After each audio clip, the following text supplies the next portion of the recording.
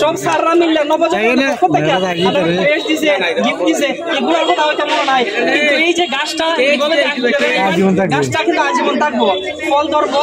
প্রথম ফলটা কিন্তু ভালো একজন ফকির ভিক্ষুক মিসকিন থেকে সবাই দিবাই, নিজেরাও খাইবাই। ঠিক আছে, ধন্যবাদ ধন্যবাদ।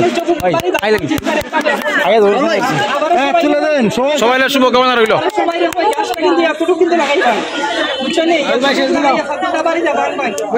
গাছ পেয়ে খুব আনন্দিত, কারণ এখনকার আবহাওয়ার জন্য গাছ লাগানো খুবই জরুরি।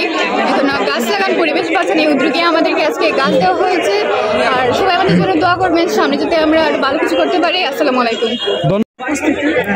সম্মানিত উপস্থিতি, আজকে যে অনুভূতিটা হচ্ছে, মানে এই অনুভূতিটা আমি আর কখনো পাইনি আমার জীবনে।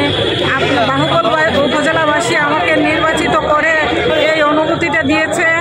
এই সব কিছুর অবদান বাহুবলবাসী, আর আমি বাহুবলবাসীর কাছে ঋণী কৃতজ্ঞ।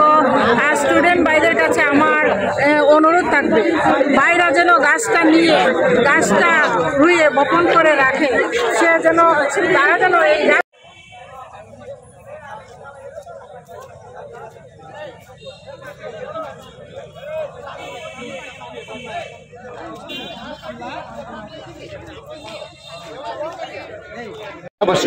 পরিবেশ রক্ষার জন্য আজকে তারা যে উদ্যোগ নিয়েছে, প্রত্যেকের হাতে একটি গাছ দিয়ে, আমি মনে করি এটা একটা ভালো উদ্যোগ। আমরা সবাই যেন একটি করে গাছ লাগিয়ে আমাদের পরিবেশকে সুন্দর এবং ভারসাম্য রাখতে পারি।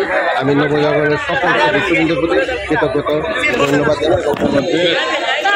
যারা আয়োজন করছে তারা সামাজিক সংগঠনের মধ্যে গাছ বিতরণ করছে এবং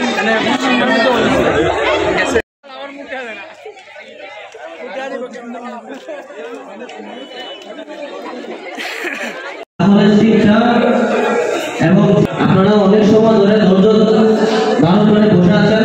আমার নবজাগরণ পরিবার আপনাদের প্রতি কৃতজ্ঞতা প্রকাশ করছি এবং এই ছোট পরিসরের অনুষ্ঠানকে সফল এবং সার্থক করে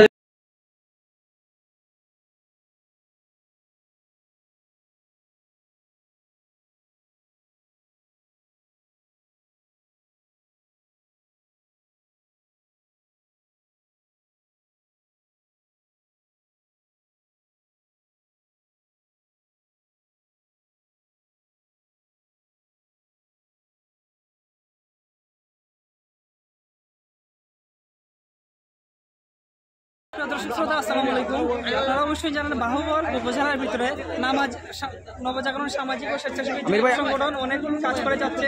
আজকে সেই সংগঠনের পক্ষ থেকে বাহুবল উপজেলার ভিতরে যারা জিপিএ 5 পেয়েছে তাদেরকে একটি ক্রেস্ট এবং শিক্ষা উপকরণ উপহার দেওয়া হয়েছে এবং আমরুপালি, যেহেতু এটা ভারী গাছের গাছ বিভিন্ন গাছ উপহার দেওয়া হয়েছে, যেন ওরা জিপিএ 5 যে পেয়েছে অবশ্যই এই গাছটি রোপণ করে সারা বাংলাদেশের যে কোনো জায়গায় যায় গাছটি একটি স্মৃতি হিসাবে যেন রাখতে পারে, সেই তুলনায় একটি গাছ দেওয়া হয়েছে। ভালো থাকবেন।